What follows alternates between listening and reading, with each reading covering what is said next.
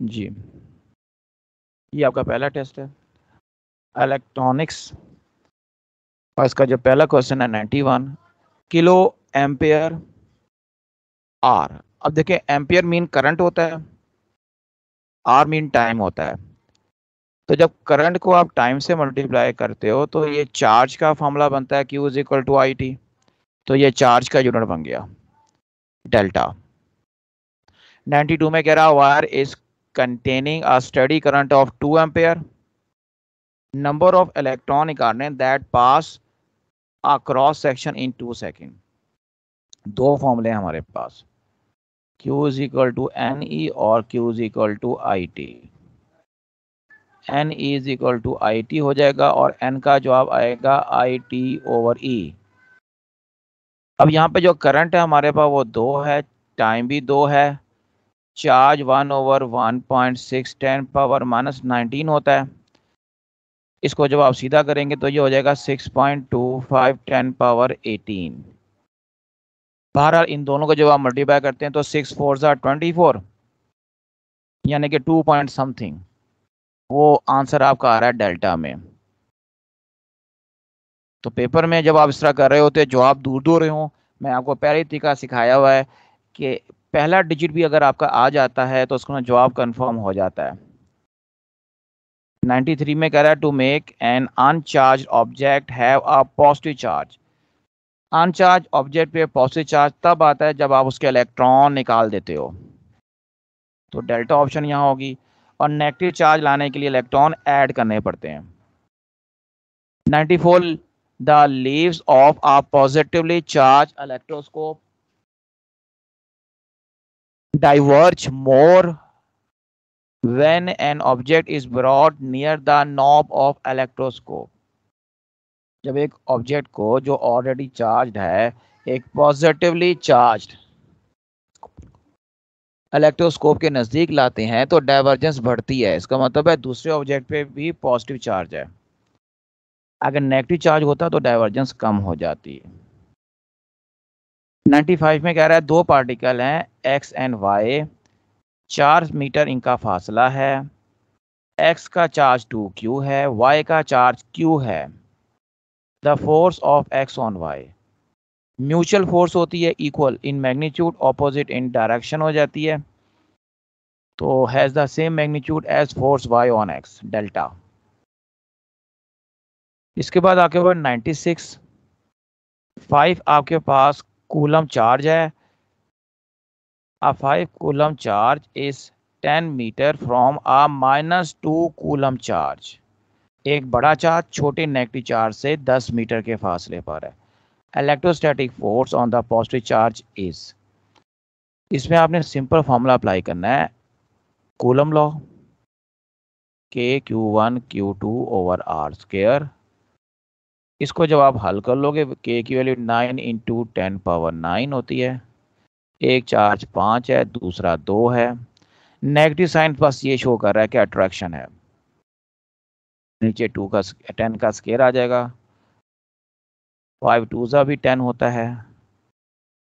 तो ये बहरहाल हल करके 9 × 10⁸ के करीब जवाब बन जाएगा आपका। और ये जो डायरेक्शन है इसकी, ये फोर्स पूछ रहा है, force on positive charge. Positive charge पे जो फोर्स लगती है उसकी डायरेक्शन नेगेटिव की तरफ होती है, और नेगेटिव की पे जो फोर्स लगती है पॉजिटिव की, उसकी डायरेक्शन नेगेटिव से पॉजिटिव की तरफ होती है। तो यहाँ अल्फा आंसर है हमारे पास। 97 आपके पास है दो इलेक्ट्रॉन है, यानी ये नेगेटिव चार्ज है, E2 भी नेगेटिव चार्ज है, और P पॉजिटिव चार्ज प्रोटॉन है।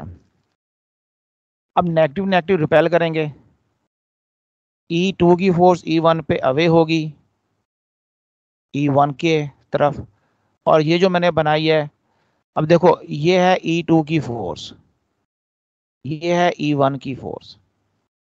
इसी तरह E2 और P आपस में अट्रैक्ट करेंगे, तो अट्रैक्शन में एरो इनवर्ड बनेंगे, इनवर्ड में ये P का एरो होगा और ये E2 का होगा जो P की जानिब है। अब देखो नीचे उसने क्या कह रखा है तरतीब से, direction of force of E2 on E1। E2 की E1 की तरफ, तो वो जो एरो है वो तो ये वाला है लेफ्ट को। अब लेफ्ट को दो जगह एरो है, बीटा और डेल्टा में। अगला चेक करते हैं, force of P on E1, ये भी लेफ्ट को होगा। Force of P on E1, attraction है ना, ये P की जानिब होगी, P की जानिब, जैसा ये वाला एरो है। तो ये एरो भी दोनों में बीटा और डेल्टा में है। तीसरा चेक कर लेते हैं, टोटल फोर्स ऑन E1। जब टोटल फोर्स की बात करोगे तो दरमियान में फिर ये वाला नेगेटिव और ये नेगेटिव, इनकी फोर्स टोटल पे आएगी, क्योंकि P की फोर्स शील्ड हो जाएगी, वो E1 तक नहीं पहुंचेगी E2 की मौजूदगी में। जो सेंटर में उसने एक सवाल दिया था P और E1, उसमें E2 शामिल नहीं था, सिर्फ डायरेक्ट P और E1 का रिलेशन देखा बताना था। तो अब ये जो फोर्स है हमारे पास, ये लेफ्ट पे आएगी, नेट फोर्स रिपल्शन, ये वाला एरो लेफ्ट वाला। तो दो लेफ्ट और एक राइट, तो ये बीटा आंसर बनता है, डेल्टा डेल्टा बनता है सर सम एरो के साथ। सही से समझ नहीं आई, एक बार फिर समझा दें। दोबारा सुनो बेटा, मैं यहाँ डायग्राम बनाता हूँ। ये E1 है, ये E2 है, फिर E1 और P है, फिर E1 और E2 है। सबसे पहले क्या है, E2 की फोर्स बताओ, वो तो इधर को लगेगी। फिर P की फोर्स E1 के ऊपर बतानी है, वो इधर को लगेगी। और फिर नेट फोर्स इधर लगेगी, क्योंकि उस वक्त P की फोर्स कंसीडर नहीं होगी। अब बात समझ आ गई, ये तीन एरो हैं। अब ये किस तरतीब से हैं, डेल्टा में इसी तरतीब से बने हुए, चेक कर लो, देख लो, कोई सवाल है तो बताओ।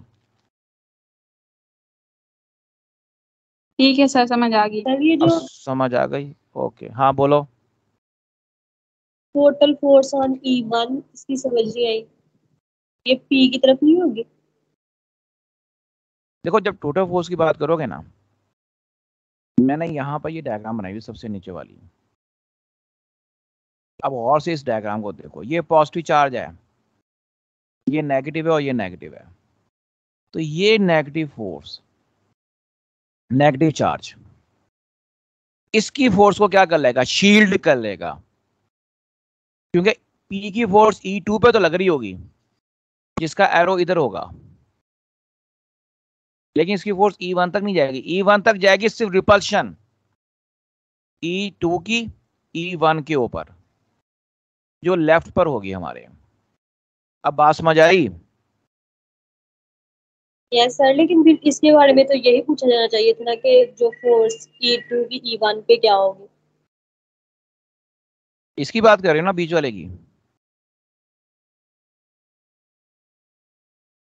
तो सर E1 पे दोबारा सवाल रिपीट करो। मैंने बोला है कि इसका सवाल तो ऐसे आना चाहिए था ना कि E2 की E1 पे क्या फोर्स होगी। तीसरा सवाल नेट फोर्स का भी पूछा जा सकता है, क्योंकि हमें शील्डिंग इफेक्ट का पता है। अगर वो E2 का E1 पे पूछ लेता, वो तो सिंपल सवाल था, और वो तो उसने ऊपर पूछा हुआ हमसे। अब तीनों चार्जेस को एक लाइन में कंसीडर करो। जब एक लाइन में कंसीडर करेंगे तो जो E2 है ना, वो E1 की फोर्स P पे नहीं लगने देगा, और P की फोर्स E1 पे नहीं लगने देगा। अगर हम E2 को सेंटर में लेते हैं नेट के वाले से, ये शील्ड करेगा इसको। समझ आई कि नहीं? यस अभी सर। भी? सर लेकिन अब आप E1 की एक चीज फोर्स और तो गौर P से पे देखो, लगेगी ना। ठहर जाओ। ये नेगेटिव है, ये नेगेटिव है, ये पॉजिटिव है। पॉजिटिव इस नेगेटिव को इधर खींच रहा है, और ये नेगेटिव इसको इधर खींच रहा है। ये दोनों फोर्सेस आपस में क्या हो रही हैं, बोलो? Cancel. Add up. Sir negative ऐसे ही है? को कैसे वो अट्रैक्ट कर सकता है, सेम चार्जेस तो रिपेल नहीं नहीं, करते। ये अट्रैक्ट नहीं कर रहा, एक मिनट, ये रिपेल कर रहा है। ठहर जाओ, ये इधर खींचेगा, इधर इधर अटैक कर, इधर करेगा इसको। तो इसके ऊपर नेट फोर्स इधर लग रही है, इसके ऊपर, सेंटर वाले के ऊपर। Yes, जो sir, सवाल P हो रहा है वो रहेगी। नेट फोर्स यहां बतानी है, इसके ऊपर बतानी है, इसके ऊपर। अब इसके ऊपर जो फोर्स लग रही है वो किसकी है मुझे बताओ, वो इस P वाले की है या E2 की है, बताइए। E2 की। तो E2 की फोर्स इधर नहीं होगी? Yes, sir. तो मैं क्या बोल रहा हूं, अब समझ आ गई डेल्टा की? Yes, sir. आगे चलते हैं। इलेक्ट्रिक फील्ड की डेफिनेशन क्या होती है? Force per unit test charge. Charlie 99 में कह रहा है choose the correct statement concerning the electric field line. Cross नहीं कर सकती, पहली गलत है। Field lines are close together, जहां फील्ड स्ट्रांग होता है, ये सही है, इसको मैं टिक करने लगा हूं। इसी को भी पढ़ो। Field line point away from negative charge, नहीं, नेगेटिव में तो टूवर्ड्स होता है, ये भी गलत लिखा है। डेल्टा पढ़ो। A charge point particle release from rest always move along the field line, नहीं। पॉजिटिव चार्ज होता तो फील्ड लाइन, नेगेटिव हुआ तो ऑपोजिट भी जा सकता है। 100 पे आ जाओ। के आपके पास 1/4πε0 है, तो मैग्नीट्यूड ऑफ इलेक्ट्रिक फील्ड बतानी है एट डिस्टेंस r पर, KQ/r², डेल्टा। ये तो आसान थे, आगे चलें।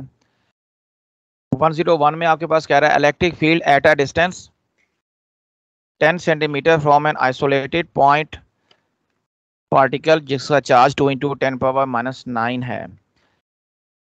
ये आपने सिंपल सा KQ/r² का फॉर्मूला लगा देना, अभी पीछे पढ़ के आए आप, तो इसको हल कर लेना, बहरहाल आंसर आपका डेल्टा आएगा। अब फिर 102 क्वेश्चन आ गया वैसे जैसा पीछे देख के आए।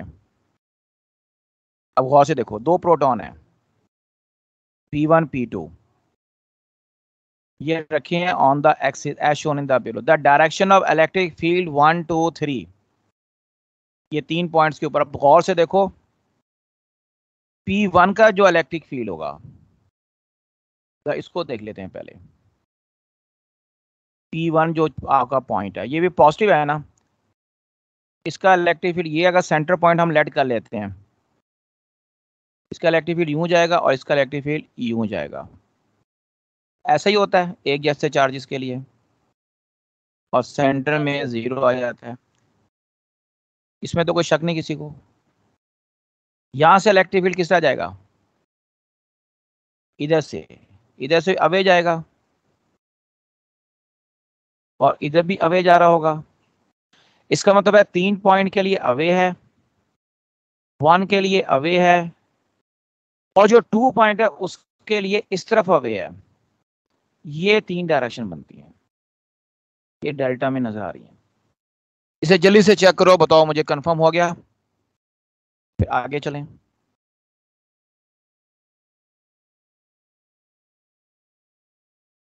Yes, sir. सर। जी सर, हो गया। जल्दी बोलो, टाइम कम है। सर जो P1 है, अगर यहाँ पे इलेक्ट्रॉन होता तो उस पे P1 की फोर्स किस पर होती, इसको इस पॉइंट को क्लियर कर दें प्लीज। अगर यहाँ इलेक्ट्रॉन होता ना, तो वो तो आपको इलेक्ट्रिक फील्ड पता है ना, इधर इलेक्ट्रॉन है इधर प्रोटॉन है, तो इलेक्ट्रिक फील्ड यूं शुरू होता है यूं आता, ठीक है जी। तो यहां से लाइनें यूं जाती हैं टूवर्ड्स ये वाली, और इधर से अवे। तो यानी इसमें इलेक्ट्रिक फील्ड, इधर जो पॉइंट होता उसमें इलेक्ट्रिक फील्ड यूं होता, सेंटर ये 2 वाले के लिए इधर होता, और आखिरी वाले के फिर ये बन जाता। समझ आ गई? Yes sir. जी 103 पे चलते हैं। एक चार्ज पार्टिकल प्लेस किया गया इलेक्ट्रिक फील्ड में that varies with location. Electric field very करता है, नो फोर्स, कोई फोर्स नहीं लग रही। मतलब ये कि आपका इलेक्ट्रिक फील्ड 0 है उधर, मतलब फोर्स तभी नहीं लगेगी ना, अल्फा सही है। 104 में कह रहा है 200 Newton per coulomb electric field है, पॉजिटिव x डायरेक्शन में है। इलेक्ट्रॉन पर जो फोर्स लगेगी वो बताएं। अब इलेक्ट्रॉन की फोर्स नेगेटिव x डायरेक्शन में होगी, अब नेगेटिव एक्स डायरेक्शन की दो ऑप्शन है, बीटा और डेल्टा। सॉल्व करने के लिए F is equal to Q E का फॉर्मूला, कैपिटल ई। क्यू है 1.6 10⁻⁻19 और 200 का मतलब है 2 इंटू 10⁻²। इसको सॉल्व कर लो, आपका जो आंसर है डेल्टा वाला आ रहा है, 3.2 नजर आ रहा है साफ। 16 2 3.2 हो जाता है ना, 32 होता है, 1.6 है तो 3.2 होगा। 105 में करेक्ट स्टेटमेंट बतानी है। A proton tends to go from a region of low to high, गलत कह रहा है। इलेक्ट्रिक फील्ड जीरो हो तो पोटेंशियल मस्ट बी जीरो, लाजमी नहीं है, आपको पढ़ाया हुआ है मैंने। इसी तरह V अगर जीरो है तो लाजमी नहीं है इलेक्ट्रिक फील्ड भी जीरो होगा, कोई भी स्टेटमेंट सही नहीं है। डेल्टा 106 पर आ जाओ कि पोटेंशियल डिफरेंस बिटवीन 2.100 वोल्ट है, चार्ज 2 कूलम है, इसको ट्रांसपोर्ट करने के लिए वर्क डन कितना होगा। तो वर्क डन का formula V is equal to W/Q, WQV लगा दो, ये 100 ज़रब 200 आ गया अल्फा। 107 में इलेक्ट्रॉन को एक्सोलेट किया गया। जी बच्चे जल्दी बोलो। सर 105 में सिंपल उन्होंने V दिया है, इसका मतलब हम पोटेंशियल डिफरेंस लेंगे या इलेक्ट्रिक पोटेंशियल लेंगे सिंपली। बेटा इलेक्ट्रिक पोटेंशियल की बात हो रही है, ये electric potential at a point है। आप लोगों को जब मैंने ये लेक्चर दिया था उसमें मैंने कुछ डायग्राम्स दिखाई थी, वो नोट्स आपके पास होंगे, उसमें ये सब चीजें लिखी हुई हैं कि कब E जीरो हो रहा है, कब V जीरो नहीं हो रहा। वो पॉजिटिव पॉजिटिव पॉजिटिव नेगेटिव, अकेला पॉजिटिव अकेला नेगेटिव, दो प्लेटों के बीच में और एक प्लेट और सिंगल पॉजिटिव। याद आई डायग्राम्स, ये सारी मैंने करा रखी हैं, उनको गो थ्रू करो। 107 ये पोटेंशियल एट अ पॉइंट है। इलेक्ट्रॉन को एक्सोलेट कराया from rest through potential difference V। Final speed इसकी आपने बता देनी है। तो आपने इसके पे किया वर्क डन, जो बना काइनेटिक एनर्जी। अब वर्क डन ऊपर लिखा है formula QV half mv²।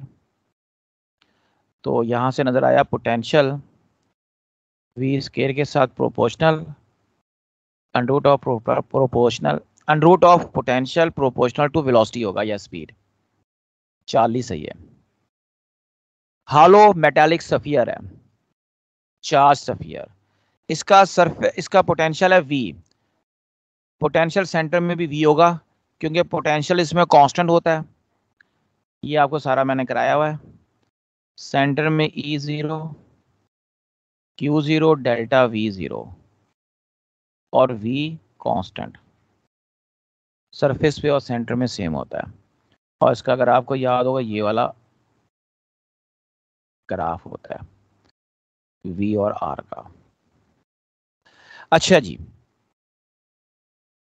Next है 109। 8 आइडेंटिकल सफियर हैं, spherical rain drops are each at a potential V relative to the potential far away. They coalesce to make one spherical raindrop. इस तरह के कोई भी जब 7 8 9 10 आइडेंटिकल ड्रॉप जिन पे charge होता है, जब वो आपस में मिलते हैं तो ये जरा नोट कर लो उनके जो पोटेंशियल इलेक्ट्रिक फील्ड रेडियस के फॉर्मूले। रेडियस का फॉर्मूला होता है R is equal to n की पावर 1/3R। स्मॉल r छोटा रेडियस है, कैपिटल R बड़ा रेडियस है। अगर बड़े सफियर का चार्ज निकालना है तो स्मॉल n का मतलब तादाद टोटल और किसी एक का चार्ज मल्टीप्लाई कर देंगे। इलेक्ट्रिक फील्ड निकालना है अगर n की पावर 1/3 और छोटे चार्ज का इलेक्ट्रिक फील्ड। इसी तरह पोटेंशियल निकालना है n की पावर 2/3 जो हमने अभी हल करना है, और पोटेंशियल ऑफ स्मॉल। और अगर चार्ज डेंसिटी निकालनी है बड़े स्फीयर की, तो n की पावर 1/3 और स्मॉल की चार्ज डेंसिटी। फिलहाल उन्होंने 8 बोले हैं, ऐसे ड्रॉपलेट्स हैं। 8 का मतलब होता है 2/3, 2 पावर 3 को 2/3 से मल्टीप्लाई करें इंटू v, एक का पोटेंशियल, 3 से कटेगा, 2 स्क्वायर v यानी 4v आंसर आएगा। ये अपने नोट्स में ऐड कर लीजिएगा चीज। नेक्स्ट आपके पास है 110। एक मैं नोट शेयर कर दूंगा आपके ग्रुप में, उसमें ये फॉर्मूला भी लिखा है, कुछ और चीजें भी मौजूद हैं, उनको जरा कंसल्ट कर लीजिएगा। 110 है जी, in a certain region of space electric potential increase करता है uniformly from east to west and does not vary in any direction, change नहीं होता। तो इलेक्ट्रिक फील्ड की डायरेक्शन किधर है? जाहिर बात आपका पोटेंशियल ईस्ट से वेस्ट है, तो आपका जो इलेक्ट्रिक फील्ड है potential in the direction of electric field decrease करता है। और ये क्या कर रहा है वो देखो, इंक्रीज। इसका मतलब इलेक्ट्रिक फील्ड इस डायरेक्शन के ऑपोजिट है, वेस्ट की तरफ नहीं है, ईस्ट की तरफ है, और चेंज नहीं हो रहा। ये बीटा आंसर है इसका। Coulomb ampere second, Q is equal to IT के मुताबिक। 112 total negative charge on the electron in 1 mole of helium, atomic number 2 है, मोलर मास 4 है। अब हीलियम के ऊपर सिंगल एटम के ऊपर चार्ज 2e याद कराया हुआ मैंने, और जब आप कहोगे ना 1 मोल के ऊपर, 1 मोल में number of atom Avogadro number के बराबर होते हैं, तो अब आपको ये करना है कि Q को एवोगाड्रो नंबर 6.023 10 पावर 23, और Q का मतलब 2e होता है, और E 1.6 10 पावर -19 होता है। इसको आप हल कर लें, आपका जो आंसर बनेगा इसमें 1.9 इंटू 10 पावर 5 यानी 40, ये बन जाएगा। हल आप कर लीजिएगा। उसके बाद है 113 है, to make an uncharged object have a negative charge, इस पे इलेक्ट्रॉन डाल दो 40। 114 है, आ न्यूट्रल मेटल बॉल को सस्पेंड किया गया by a string, positive charge insulating rod इसके पास रखी गई, what which is observed to be attracted to the rod, यानी कि मेटालिक बॉल अट्रैक्ट हो गई। क्या हुआ होगा? रीअरेंजमेंट ऑफ इलेक्ट्रॉन हुई है, इलेक्ट्रोस्टैटिक इंडक्शन हुई है, डेल्टा। 115 में कह रहे एक स्मॉल ऑब्जेक्ट है, चार्ज Q है, एक छोटा ऑब्जेक्ट है, एक छोटा चार्ज Q उसमें से निकाल दिया गया, तो बड़े में से छोटा निकालेंगे तो Q माइनस Q चार्ज आ गया और दूसरा चार्ज Q आ गया। अब वो कह रहा है कि ये दूसरा चार्ज एक और ऑब्जेक्ट पे रख दिया गया, दोनों ऑब्जेक्ट को 1 मीटर के फासले पर रखा गया। अगर फोर्स आप लगाना चाहते हैं मैक्सिमम, तो ये सवाल कर रहा है for the force that each object exert on the other to be maximum, तो स्मॉल चार्ज कितना होना चाहिए? मैक्सिमम फोर्स के लिए दोनों चार्जेस की रेशियो 1 होनी चाहिए। ये 1 कर दिया हमने, इसको क्रॉस मल्टीप्लाई किया, माइनस Q को उधर जाके जमा कर दिया, 2Q और स्मॉल Q का आंसर कैपिटल Q/2 आ गया 40। और ये आपको पता है डेल्टा आंसर अगले K के यूनिट है, और 117 में 2 identical charges 2 metre apart exert a force of magnitude 4 newton on each other, the value of either charge बता दें। कूलम्स लॉ लगाना है आपने Q की शक्ल में, आइडेंटिकल है ना, K Q1 Q2 की जगह Q स्क्वायर आ गया, इसको Q के लिए हल करोगे F R square over K का अंडर रूट, इसको सॉल्व कर लीजिएगा, 40 आंसर होगा। टिक मैंने कर दिया, जवाब आप लेके आ जाएंगे। 118 है कि टू पार्टिकल हैं A and B have identical charge capital Q. For the net force of 0 to be exerted on a third charge, तो कहाँ होना चाहिए? जीरो चार्ज, एक जैसे अगर चार्ज है ना, तो ये अगर पॉजिटिव पॉजिटिव है मिसाल के तौर पर, तो बिल्कुल सेंटर में चार्ज रखोगे, ये नील पॉइंट होता है यहाँ पर, तो मिड वे बिटवीन ये अल्फा। उसके बाद है 119 the unit of electric field are. Electric field होता है आपके पास force per unit charge newton per coulomb. 120 में दो मेटालिक प्लेट के दरमियान इलेक्ट्रिक फील्ड दिया गया है, ये यूनिफॉर्म फील्ड होता है। अगर यूनिफॉर्म फील्ड है तो फोर्स का फॉर्मूला होता है क्यू ई भी सेम है,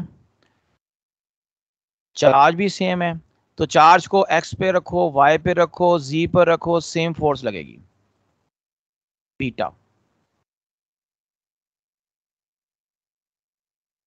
वन 121 में आप देख सकते हो ये जो डायग्राम बनी हुई है, ये y को होना चाहिए पॉजिटिव, x को होना चाहिए, z को होना चाहिए नेगेटिव। अब वो डायग्राम शो की गई है, चार सफियर हैं। देन अब बताना है कौन सी बात सही है कौन सी गलत है। y कह रहा है नेगेटिव, ये गलत है, y पॉजिटिव जाहिर हो रहा है। Magnitude of electric field is same, गलत है, नॉन यूनिफॉर्म इलेक्ट्रिक फील्ड है। Electric field is stronger midway, नहीं, स्ट्रॉन्गर है जहां लाइनें क्लोज होती हैं, close to the charges. Electric field is not zero anywhere except infinity, ये बात सही है। ऐसे इलेक्ट्रिक फील्ड के लिए मैंने आपको लिखवा रखा था दरमियान में E not equal to zero, V equal to zero, E equal to zero at infinity, ये लिखवा रखा है आपको। 122 है an isolated charge point particle. Sir जी जी सर इलेक्ट्रिक फील्ड स्ट्रॉन्ग कहाँ पे होगा या सेम ही होगा? चार्जिस के नजदीक, चार्जिस के नजदीक, सेम तो नहीं है कहीं भी, चार्जिस के नजदीक स्ट्रॉन्ग ये होगा। सर ये कैसे समझ नहीं आ रही। सर सेंटर में यूनिफॉर्म है? होगी तो वहां तो स्ट्रॉन्ग ही होनी चाहिए। और सेंटर में किसने कहा यूनिफॉर्म है? कर्व लाने हैं, यूनिफॉर्म इलेक्ट्रिक नहीं फील्ड से मिड यहाँ वे, होता है, नहीं ये जो ये मिड वे होता है वाली लाइन यूनिफॉर्म। होगी। बेटे एक लाइन पे नहीं फैसला करना है, ये पांचों लाइनें फैसला करती हैं। क्या हो गया आपको? एक लाइन सीधी नजर आई, आपने कहा ये यूनिफॉर्म हो गया, और जो ऊपर नीचे तुम्हें इतनी सारी लाइन टेढ़ी नजर आ रही हैं, वो नॉन यूनिफॉर्म फील्ड होता है ये। और ये ऐसी भी ये फील्ड मैंने आपको आपकी किताब में लिखा हुआ है, चैप्टर नंबर 12 में इलेक्ट्रिक फील्ड का जो टॉपिक है उसमें ये डायग्राम बनी है, जाके उसकी इंग्लिश पढ़ो, उसमें लिखा हुआ है नॉन यूनिफॉर्म फील्ड है ये। वो पढ़ के आयो इंग्लिश, 5 डायग्राम्स की इंग्लिश। जी बोलें। कैसे? अगर पढ़ी है तो उसमें पढ़ा नहीं तुमने, ये नॉन यूनिफॉर्म है। अभी मेरे पास टाइम कम है, वरना मैं किताब खोल के पढ़ा देता, जाके पढ़ो सर अभी। वो तो ठीक पढ़ा है, था लेकिन जल्दी चलो। जी जी जब हम पैरेलल प्लेट कैपेसिटर में पढ़ते हैं तो हम कहते हैं कि जो पैरेलल स्ट्रेट लाइन होंगी वो यूनिफॉर्म होंगी, तो इसलिए वो मिक्सअप होगा। हाँ, तो हम पैरेलल प्लेट कैपेसिटर में स्ट्रेट लाइन होती है उसमें यूनिफॉर्म बोलते हैं। ये तो सिंगल दो चार्जेस हैं, इनका तो नॉन यूनिफॉर्म होता है। सिंगल आइडेंटिकल चार्ज हो तब भी नॉन यूनिफॉर्म हो, ऑपोजिट हो तब भी नॉन यूनिफॉर्म है, अकेला चार्ज है तब भी नॉन यूनिफॉर्म है। एक सर केस में फिर से यूनिफॉर्म है चार्ज जो के राइट पे मैंने डायग्राम बनाई है। जी आर के इन्वर्सली रिलेटेड है, इसीलिए जब चार्ज के नजदीक होगा तो इसकी इलेक्ट्रिक फील्ड ज्यादा होगी। जी और कुछ? यस सर, चलें आगे। आगे, चलें, यस सर। शुक्र है, जल्दी करें, टाइम कम है। An isolated charge point particle produces an electric field जिसकी मैग्नीट्यूड E है 2 मीटर के फासले पर। अब वो कह रहा है कि a point at which आपका फील्ड की मैग्नीट्यूड E/4 हो जाएगी। आपको पता है कि electric field inversely proportional to r square होता है, ठीक है। अब यहां पर अगर मैं 2 पुटअप करता हूं तो कितना आएगा, 1/4। इसको उसने ई का नाम दिया हुआ है, समझ आ रही कि नहीं आ रही। अब सुनो, अब इस 1/4 का 1/16 करेंगे। मैं दोनों तो 1/4 से मल्टीप्लाई करता हूं, ये E/4 बन गया, इधर 1/4 के साथ 1/4 आ गया, ये 1/16 बना, और ये 1/4 का स्क्वायर। तो कितना डिस्टेंस आया, 4 मीटर डेल्टा। समझ आई। Yes sir. ये इसका मुख्तसर 3 तरीका है हल करने का। बाकी आप वो डिवाइड करके जो हमने पहले भी बड़ी दफा किया हुआ है वो उससे भी कर सकते हो, लेकिन वो ज्यादा लंबा हो जाएगा। 123 है जी, the electric field due to a uniform distribution of charge on a spherical shell is 0 inside. Inside the shell 0 होता है। अभी ऊपर देख के आए एक सवाल में, चार्ली 124 को वो कह रहा है the magnitude of force 400 newton per coulomb electric field की ऑन 0.02 चार्ज के ऊपर। तो F is to Q E लगा दो, ये हल कर लोगे आराम से आप।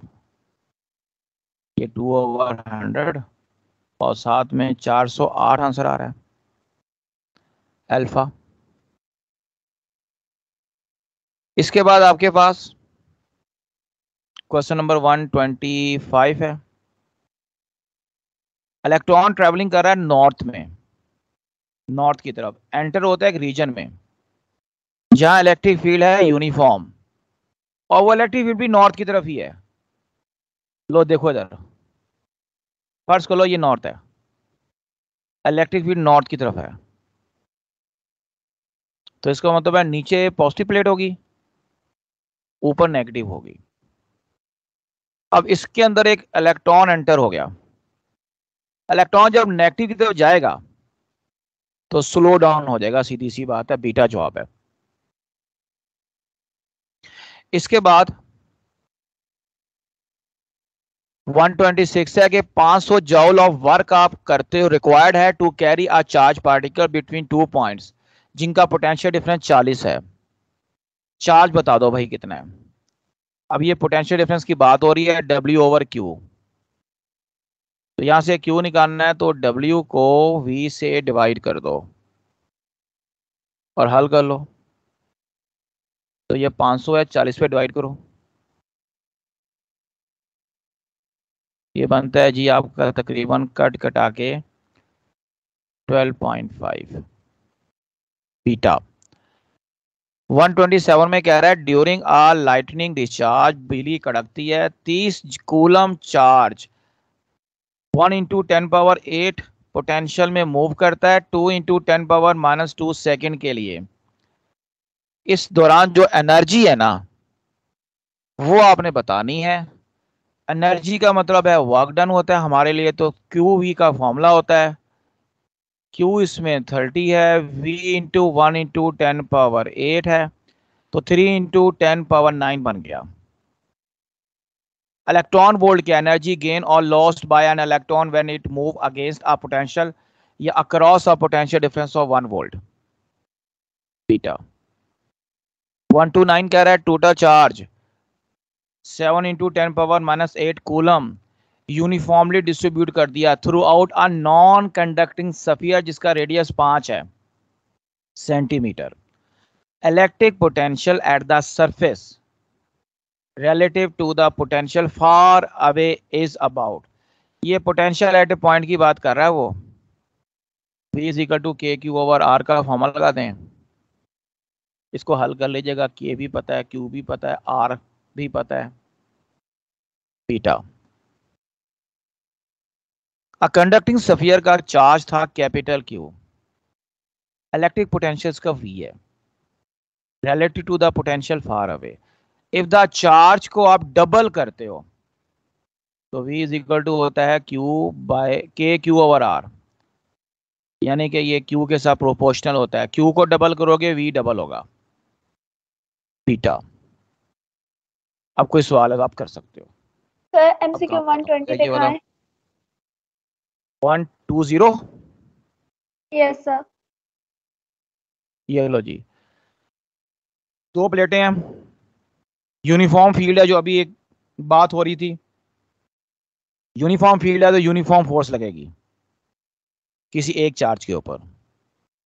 तो कह रहा है एक प्रोटॉन है, उसको एक्स पे रखा, उसको वाई पे रखा, तो सेम फोर्स उस पे लगेगी। तो ये बात सही है। सर बाकी देखिए, इलेक्ट्रिक फील्ड ऊपर की तरफ है, ऊपर की प्लेट नेगेटिव, नीचे की पॉजिटिव। हाँ जी, अब आप दिखाइए। सर जो इलेक्ट्रिक पोटेंशियल का टॉपिक है उसमें हमने जो किया था कि एक प्लेट हमारे पास पॉजिटिव है, एक नेगेटिव है। जब हम चार्ज को नेगेटिव से पॉजिटिव की तरफ लेके जाएंगे तो उसकी पोटेंशियल एनर्जी इंक्रीज होगी। फिर वो हमने सारी डेरिवेशन की थी, तो उसमें यूनिफॉर्म फील्ड को हमने क्यों कंसीडर नहीं किया था? किया था, आपको किसने कहा नहीं किया था? सर लेकिन मैंने तो ऐसी उसकी कोई चीज पढ़ाई नहीं है पोटेंशियल आपको। एनर्जी। अब सुन लो, अब सुन तो लो। यही थी ना डायग्राम, ऊपर पॉजिटिव था, नीचे ने यूनिट पॉजिटिव चार्ज को लेके गए, ऐसे ही था। और आपने कहा था ए से यस बी सर। लेके जाएंगे तो जो डेल्टा वी है वो कहलाता है वर्क डन पर यूनिट चार्ज। अब तुम लोगों ने पढ़ा था इलेक्ट्रोस्टैटिक इक्विलिब्रियम का वर्ड, सुना था इसके अंदर कहीं डेफिनेशन में? Yes sir. देखा था, पढ़ा यस था। Yes sir. इक्विलिब्रियम का मतलब क्या है? नेट फोर्स जो लग रही है वो सेम फोर्स है, जीरो फोर्स लग रही है, नेट फोर्स जीरो है, एक्सेलरेशन जीरो है इसका। इसका मतलब ये है कि इसको आपने एक्सेलरेट नहीं करवाना। तो ये तभी था, तभी हो सकता था जब फील्ड यूनिफॉर्म होता।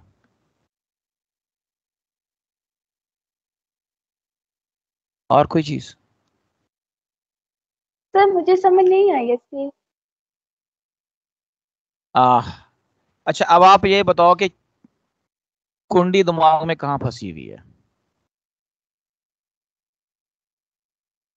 सर इसी पॉइंट पे। फोर्स के हवाले से मसला है ना, सर ये जो अभी आपने कि फोर्स एक्सप्रेशन वाली सेम बात कैसे बोली वो होगी। ठीक है। अच्छा, जी। ये जो मैंने एक्सप्लेनेशन दी दोबारा सुनो। अब ये जो इलेक्ट्रिक फील्ड आपको नजर आ रहा है ऊपर से नीचे की तरफ, ठीक है, ये सारा का सारा यूनिफॉर्म इलेक्ट्रिक फील्ड है। इसका मतलब है ई क्या हो गया? सेम। सिंगल चार्ज है तो वो भी क्या रहेगा? प्रोटॉन है, सेम। तो ई का फॉर्मूला होता है force per unit charge, F is equal to Q E. जब क्यू सेम हो गया, ई सेम हो गया, तो लगने वाली फोर्स क्या रहेगी? सेम ही होगी ना। हर पॉइंट के लिए, हर डिस्टेंस के लिए बिटवीन टू पैरेलल प्लेट्स, यहां सिर्फ पोटेंशियल चेंज होता है। सुन लो, E is equal to delta V over delta R. E इसमें कांस्टेंट है तो delta V delta R proportional है। पोटेंशियल हर पॉइंट का चेंज हो रहा है, इलेक्ट्रिक फील्ड और उस पर लगने वाली फोर्स नहीं चेंज हो रही। फोर्स यहाँ पे कांस्टेंट आप लेती हैं, यहाँ पे इक्विलिब्रियम में लेके मूव करते हो चार्ज को। और इक्विलिब्रियम का मतलब ये होता है total sum of forces equal to zero. Electrostatic equilibrium में चलते हो ना, पॉइंट को एक यस। पॉइंट से दूसरे पॉइंट ले जाने के लिए पोटेंशियल डिफरेंस में। तो इक्विलिब्रियम का मतलब क्या है वो यहाँ अप्लाई करो। अभी भी समझ नहीं आया क्या? नहीं सर अब आ गया है। अच्छा अब आ गया, अल्हम्दुलिल्लाह। अगली क्लास के 6 मिनट खा गए आप लोग। तो अगला लेक्चर आखिरी है ना आप लोगों का, यस सर। फिर टेंशन नहीं है। फिर आप अगले भी 2-4 मिनट ले सकते हो। कोई सवाल तो नहीं अब? कल वैसे सर मैं कोशिश करूंगा। ये जो सुन लो नेक्स्ट सुन लो टेस्ट पहले, हमने कल हम अपनी क्लास 40 मिनट पे शुरू कर देंगे। जरा नमाज जल्दी पढ़ लेना, 5 मिनट ज्यादा लगा लेंगे ना, यस सर। ठीक ना? 40 पे हम आ जाएंगे, और ताकि क्लास शुरू करते करते हम 45 पे शुरू कर दें, मतलब 2-3 मिनट के अंदर शुरू कर दें। टाइम जाया ना हो। ओके, अब बोलो सवाल क्या ये था? जो नेक्स्ट डिस्कस करना है ये टीम वाले ग्रुप में आ जाएगा या नहीं आएगा? पहले क्या डिस्कस करना है तुमने? नेक्स्ट टेस्ट जो कल हमने डिस्कस करना है वो टीम वाले ग्रुप में आ जाएगा पहले या नहीं आएगा? नहीं, वो आएगा, उधर पोर्टल पे आना है नेक्स्ट टेस्ट, और हो सकता है अब आ रात 8 जाएगा, बजे हम के बाद आ जाए। सॉल्व करेंगे फिर बाद में डिस्कस होगा। हाँ, पहले आप सॉल्व करेंगे फिर डिस्कस करेंगे तो फिर फायदा होगा। अगर आप बगैर जी सॉल्व सर। किए यहाँ बैठ गए ना तो बेटा ये 40 सवाल हैं और टाइम सिर्फ 45 मिनट मुश्किल है। तो उसमें सिर्फ यही होगा कि जहां जहां मसले हैं वो डिस्कस होने चाहिए। अगर सारे डिस्कस करने बैठ गया फिर तो टाइम निकल जाएगा। ठीक है, अब सर 1.5 घंटा नहीं है हमारे करके पास। आपको सेंड भी करना है या नहीं करना? क्वेश्चन आप कर सकते हैं, क्वेश्चन क्यों नहीं टेस्ट कर सकते? सॉल्व करके आपको सेंड करना है या नहीं करना? नहीं नहीं, वो मुझे जरूरत नहीं सेंड करने की। आप जब मैं डिस्कस कर लूंगा तो आपको सही जवाब पता लग जाएंगे, फिर आपने देखना आपके नंबर कितने आए। हाँ, फिर नंबर आप मुझे ग्रुप में शेयर कर सकते हो ताकि मुझे अंदाजा होता रहे इस क्लास में किसके नंबर ऊपर किसके नीचे आ रहे हैं, फिजिक्स में खास तौर से। ठीक है, सर जी। ओके। और जो मसला है कि कहाँ नंबर कम आ रहे हैं, क्या चीज गलत हो रही है, कॉन्सेप्ट गलत हो रहा है, कैलकुलेशन गलत हो रही है, याददाश्त गलत हो रही है, ये 3 एरर होते हैं। इस पे सबने एनालिसिस करना है अपना और मुझे बताना है। ओके, अल्लाह हाफिज। अल्लाह हाफिज़ सर। अल्लाह हाफिज़।